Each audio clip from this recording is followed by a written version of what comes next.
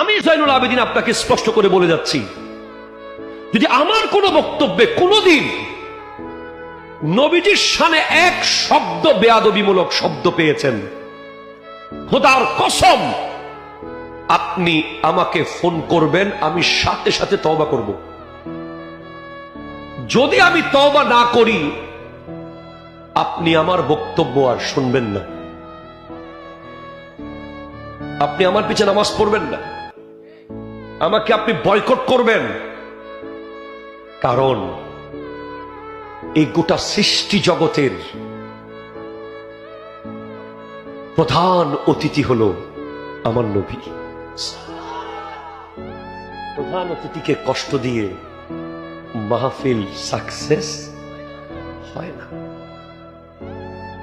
ভাইজান, প্রথম কথা হলো, যদি আপনি অটল থাকতে চান, আল্লাহ আমার রব বলেছেন, এই কথার উপরে যদি আপনি অটল থাকতে চান মৃত্যুর আগ পর্যন্ত, আপনার জন্য প্রথম শর্ত হলো ইশকে মুস্তাফা, নবীজির প্রেম।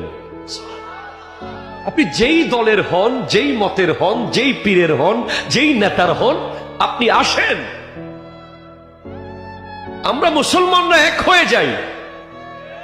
এক হতে চান কে কে? হাত তুলে বলেন তো দেখি। নারায়ে তাকবীর, নারায়ে রিসালাত, কোরআন সুন্নাহর আলো। মারহাবা, জোরে বলেন।